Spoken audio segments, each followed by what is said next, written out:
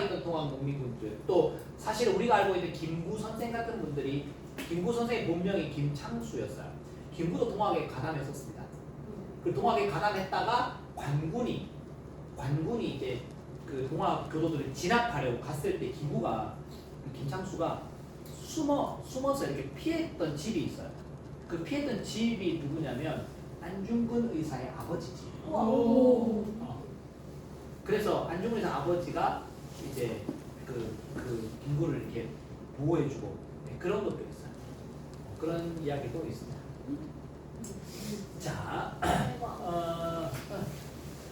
자, 그러면 정부는 뭐 했냐 봅시다. 지금 농민군과 이러고 있었고 따라 싸우고 있었고 결국 청해전쟁은 일본의 승리로 끝이 나는데, 정부가 지금 요 상황에서 막 지금 이제 전주화양 맺고 이런 상황에서 정부에서는 그래, 개혁을 해야 되겠다.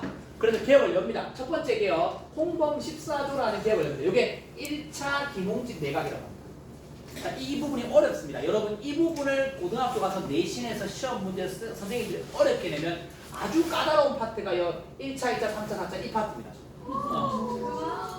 만약에 그 선생님들이 변별력을 높이기 위해서, 내신에서 말하는 거예요. 수능은 그렇게 안 나와. 내신에서 변별력을 높이기 위해서 이거와 이거를 섞어서 내버리면 아주 골치 아픕니다. 시험 문제가. 선생님 찾아가야겠다. 자, 봐봐. 왜 골치 아프냐면, 봐봐. 머릿속에 이렇게 생각해야 돼. 이 사건이 1월부터 11월까지가 있잖아. 네. 그럼 이 사건이 일어나는 중에 이것도 일어나요. 근데 그럼 선생님 이거 월까지 다 알아야 됩니까? 그런 건 아닌데 여러분이 그 생각을 갖고 있어야 된다. 동학농민운동이 전주에서 일어나고 전라도 땅에 일어나고 있는 도중에서 정부는 개혁을 하고 있었구나. 자, 첫 번째 1차 김홍진 내가 군국기무처라는 단체를 이게 관청입니다. 관청. 80년대에 통리기무하고 있었다면 90년대에 군기무처 만들어. 이거 금방 없어지는데 만들어. 그리고 대원군이 다시 들어왔죠. 여기. 이게 특이점입니다. 그거? 지금 98년, 대원군 98년 죽거든. 오늘 잘했었어. 자, 그러면서 나름의 개혁을 합니다. 보세요. 청나라와의 관계를 끊고 조선의 개국 기념, 그러니까 조선 왕조가 시작된 것부터 시작을 했다는 거야. 조선 왕조가 1년이면 지금 조선이 뭐 400 몇 년이거나 500 몇 년이니까는 그거 쓰겠다는 거야. 그 다음에 의정부와 국내부와 파라문, 이게 무슨 말이냐면 국내부는 왕실 담당이야. 왕실 담당. 요거는 국가이죠. 국가일. 그 다음에 팔아문은 뭐냐면 6조가 다시 팔아문으로 바뀐 거야. 6조를 8개로 나눈 거야. 더 세분화될 거 아니야 이제 나라가 바뀌면. 자, 국내부는 왕실, 국내부, 그러니까 왕실의 업무만 딱 전담으로 하는 것. 자, 그 다음에 재정을 일어납니다. 아까 갑신정부 때도 재정을 일어나 호조에서 하자 했잖아. 근데 이제 지금 이름이 바뀌어서 아문이잖아. 아문. 관청의 이름이 탁제 아문에서 재정을 일어나자. 조세의 급납화, 세금을 돈으로 내자. 쌀로 내지 말고 돈으로 내자. 그 다음에 도량형을 통일하자. 도량형 진시황한테 배웠죠. 네. 길, 량, 무게, 형, 부피 이런 단위를 통일하자. 그 다음에 은본위제, 은을 기본으로 삼자. 지금 우리 IMF 때 금모으기 했잖아. 왜냐면 금이 전 세계 어디에서 통용되기 때문에 금본위 사회로. 그러면 지금 요때는 은이 중요했거든. 은이 사실 청나라가 은이 많았는데 그 청나라도 세금제도 중에 뭐 명나라가 일조 편법, 청나라는 지정은제가 세금제도 있었어요. 있는데 우리도 이제 은을 따라가자 했는데 사실 지금 청이 거의 무너졌기 때문에 안 따라가도 되는데 아무튼 바꾸자 했던 겁니다. 자, 그래서 신분제를 법적으로 없애자. 과부제가 허용하자. 이게 받아들여진 거죠. 받아들여진 거죠. 시기가. 자, 그 다음에 과거제가 없어집니다. 과거제 누가 만들었더라? 고려 광종이죠.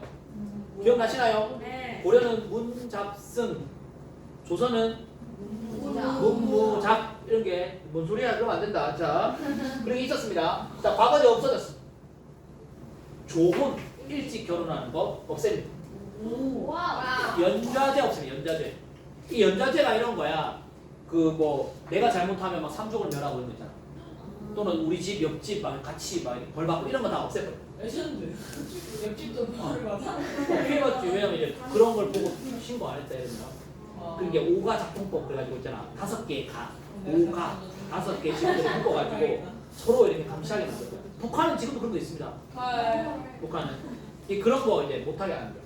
자, 이렇게 했는데 나름 여러분 괜찮은 걸로 했죠. 네. 괜찮은 제육, 그러니까 뭔가 근대화되는 개혁을 했는데 2차 이제 기본집 내각을 보세요. 이거 좀 특이합니다. 왜냐면 2차 때는 이제 일본이 승기를 잡아요. 이승기가 아니고 여러분 승기를 잡았습니다. 보세요. 일본이 승기를 잡고 나서 전쟁이 끝난 건 아니야. 일본이 승기를 잡고 나서는 일본이 더 간섭을 하게 되죠. 조선의 개혁에 간섭을 하게 됩니다. 그래서 누구를 보내냐면 김홍집 플러스 박영효를 넣습니다. 일본이. 그 박영효가 그 갑신정배 때 그 박영효입니다. 근데 박영효가 이때는 친일파로 이제 변신해 있었어요. 와우. 우리가 생각하는 그 나쁜 친일파. 그래서 박영효가 기봉대 들어가서 이제 일본의 입김을 넣는 겁니다. 그러니까 일본이 싫어했던 흥선 아웃, 아우. 군국 기무처 없애. 그리고는 일본의 고문, 일본에 간섭하는 사람들을 보내는 거죠. 그리고 일본 스타일로 바꾸는 겁니다. 내각을 7부, 8아문이 7부가 됐네. 청나라 스타일이 일본 스타일로 바뀌었네. 자, 그 다음에 팔도, 우리나라 팔도잖아. 네. 경상도, 전라도 팔도가 어떻게 됐다? 23부로 바꾸는 겁니다. 바꾸고 이제 사도, 그 수령, 관리들의 권한을 자르는 겁니다. 어떻게? 3권을 다 갖고 있다 했잖아. 사법권을 떼는 권한을 줄이고 사법부를 떼냅니다. 사법부. 그리고 고종은 교육 입국 조선이라는 걸 발표합니다. 교육 고종. 자, 교육을 통해서 입국, 나라를 세우겠다. 나라를 세우겠다고 하면서 관립학교, 그러니까 국가가 만드는 국립학교를 많이 설립하는 거죠. 한성 중학교니 이런 것들 막 만듭니다. 그러니까 그런 학교들이 서울 지금 종로나 이런 시내들에 옛날에 다 있었습니다. 가보면 자 그런 쪽에 많이 만들었어요. 자 이런 것들이 있었고 자 근데 이제 세상이 급박하게 돌아갑니다. 이 부분 보세요. 이 부분 복잡한데 잘 보세요. 자 머릿속으로 그리면서 보세요. 지금 청해제에 승리를 잡았고 최종 승리를 일본이 했어.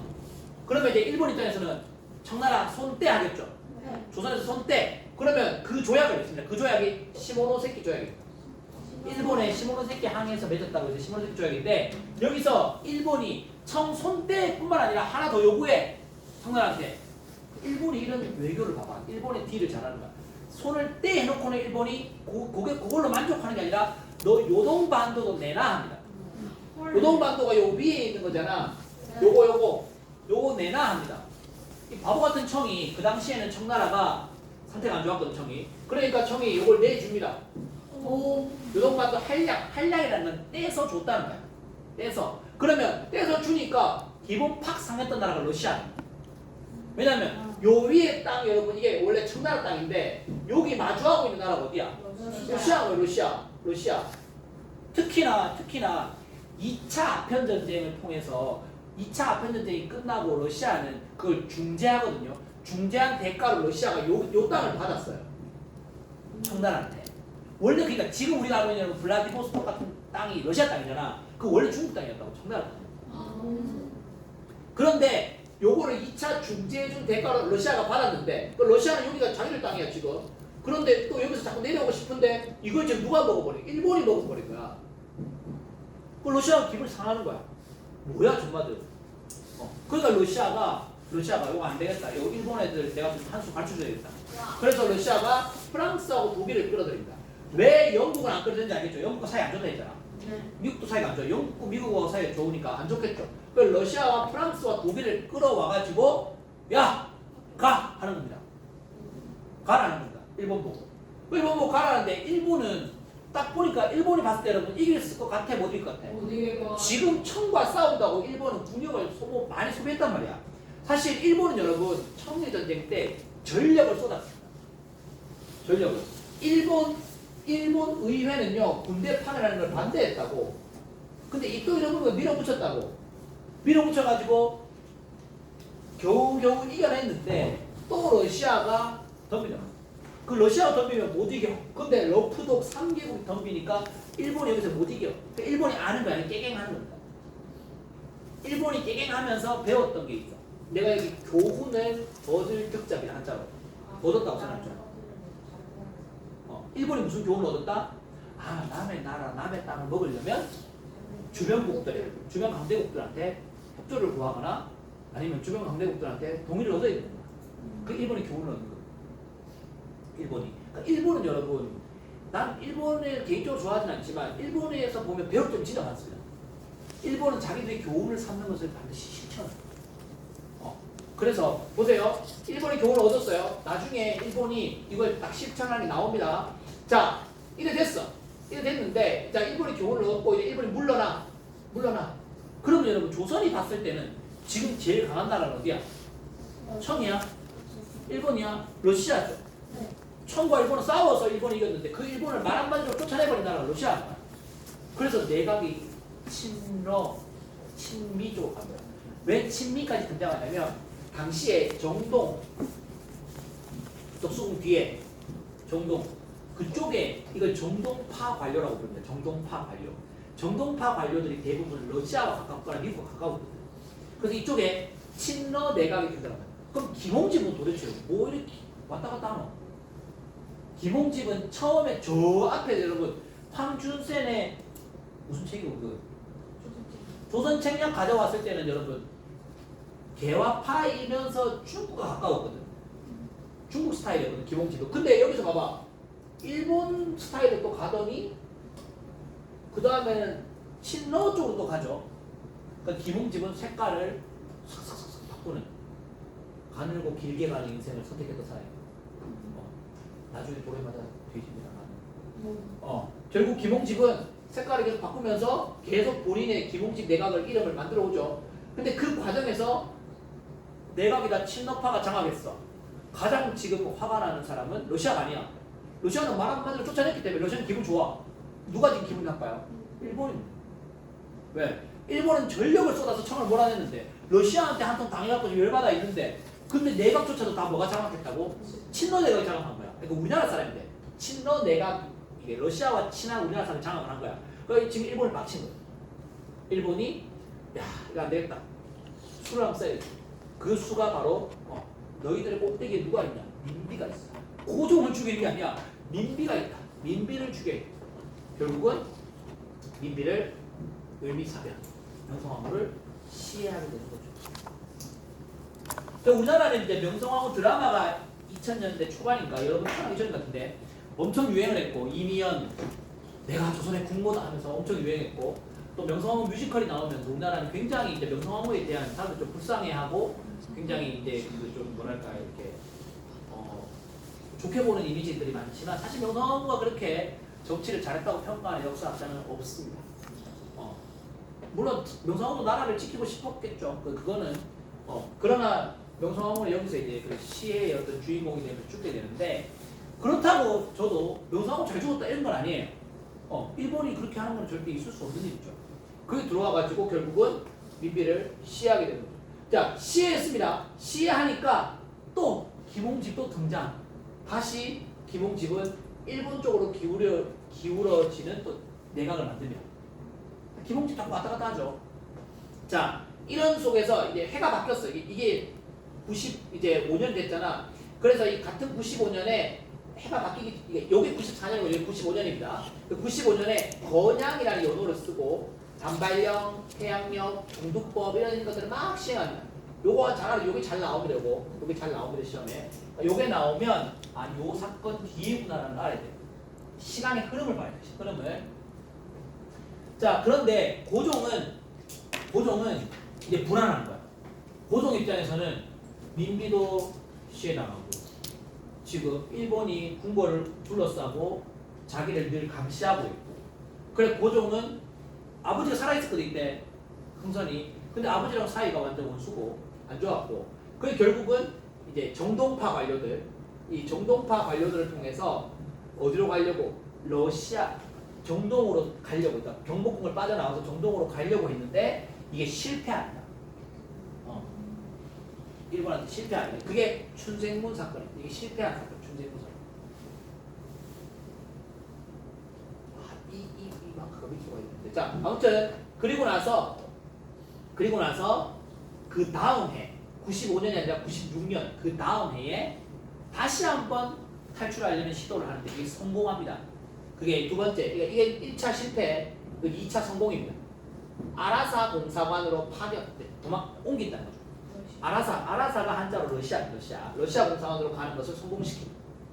그리고 이때 이런 거야. 이때 이제 비밀리에 궁궐을 빠져나가요. 궁궐을 빠져나가가지고 엄상궁이 도와줘가지고 궁궐을 빠져나가서 얼마 걸리지 않습니다. 경복궁에서 정동까지. 그래서 빠져나가서 갑자기 정동 러시아 공사관에 문 딱 열고 2층에서 문 열고 여기서 이제 이것저것 막 얘기하는 겁니다.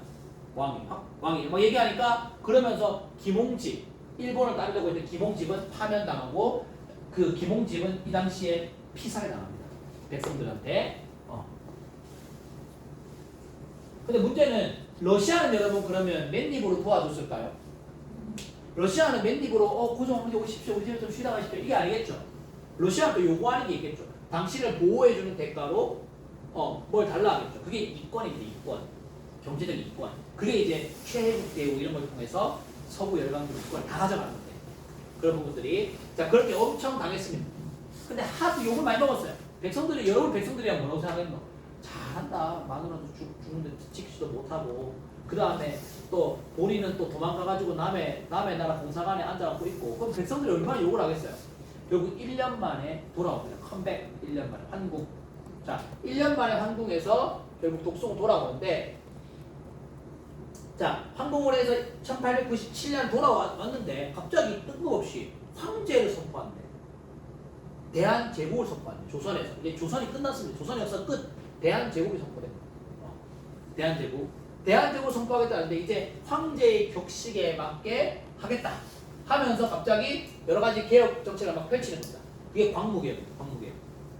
자, 그래서 이 광무개혁을 펼칠 때 구본 시타임이 무슨 뜻이냐면 여러분 옛 것을 근본으로 하여 구본, 신창, 새로운 것을 참고하겠다는 뜻입니다. 옛 것을 근본으로 하여 새로운 것을 참고하겠다. 구본, 신창. 연호는 광무라고 합니다. 광무. 그래 광무개혁입니다.